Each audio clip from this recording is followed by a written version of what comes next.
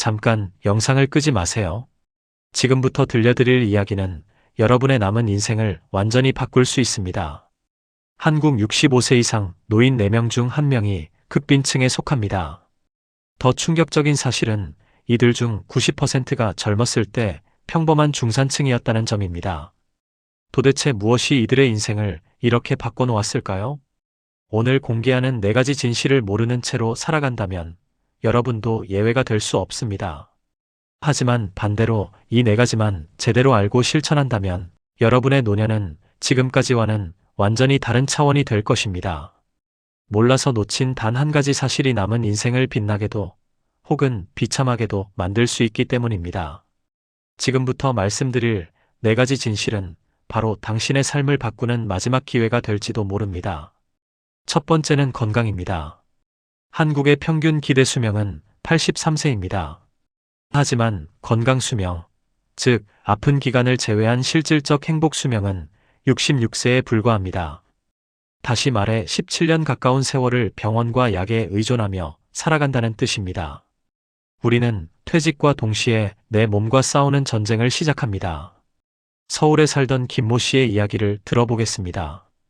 67세인 김 씨는 30년간 성실히 직장 생활을 하며 아파트 세 채를 모았습니다. 노후는 걱정 없다고 생각했죠. 그런데 뇌졸중 한 번에 모든 것이 무너졌습니다. 3년간의 치료비와 간병비로 아파트 2채를 팔았고 지금은 월세방에서 혼자 살고 있습니다. 이것이 바로 우리가 모르고 있던 잔혹한 현실입니다. 65세 이상 노인 의료비가 전체 건강보험 지출의 42%를 차지합니다. 젊었을 때 아무리 돈을 모아도 건강을 잃으면 순식간에 바닥날 수 있습니다. 하지만 희망은 있습니다. 80세가 넘어서도 등산을 하고 마라톤을 뛰는 분들의 공통점을 아세요? 50대부터 시작했다는 것입니다. 매일 30분 걷기만 해도 치매 위험이 40% 감소합니다. 주 3회 근력 운동으로 골밀도가 20% 증가하고 금연하면 5년 후 심장병 위험이 절반으로 감소합니다.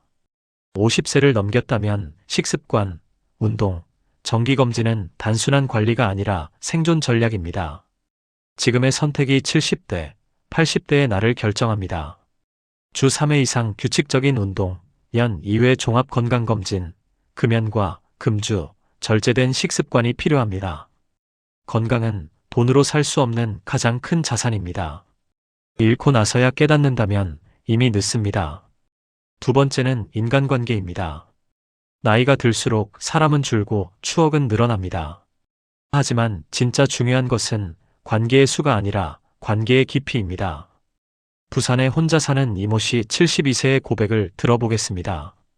젊었을 때는 친구도 많고 직장 동료들과도 자주 만났어요. 그런데 은퇴 후 10년이 지나니 연락하는 사람이 한 명도 없어요. 아이들은 바쁘다고 하고 친구들은 다들 어디 갔는지. 가끔 이런 생각이 들어요. 내가 죽으면 누가 알까? 내 장례식에 과연 누가 올까? 이것이 바로 현실입니다. 한국 65세 이상 고독사가 연간 3,661명, 하루 평균 10명입니다. 혼자 사는 노인 비율이 34.2%로 10명 중 3명이 혼자 살고 있습니다. 우울증을 앓는 노인이 27.5%에 달합니다. 외로운 노년은 단순히 외로움이 아닙니다. 연구에 따르면 고립된 노년은 치매 위험을 2배 높이고 우울증 발병 확률을 3배 이상 높입니다. 하버드 의대 80년 연구 결과 외로운 노인의 치매 발병률이 2.1배 증가하고 사회적 고립은 흡연보다 더 위험하며 좋은 인간관계를 가진 사람의 수명이 7년 더 깁니다. 하지만 희망적인 사례도 있습니다. 전주에 사는 박모 씨 69세는 5년 전 아내를 잃고 깊은 우울증에 빠졌습니다. 그런데 지금은 매주 5명 이상의 사람들과 만나고 봉사활동을 하며 온라인 카페에서 400명과 소통합니다. 비결은 먼저 다가가기를 시작했기 때문입니다.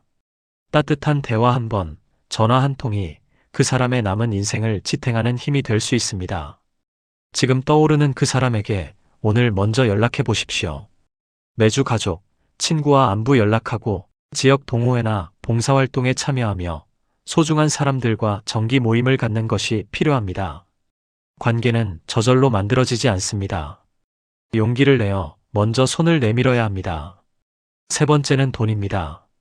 50세 이후의 재산은 버는 돈보다 지키는 돈이 중요합니다. 대전에 사는 최모 씨 64세의 이야기입니다. 공무원으로 35년간 성실히 일하며 퇴직금과 연금으로 15억을 모았습니다. 이제 걱정 없다고 생각했죠.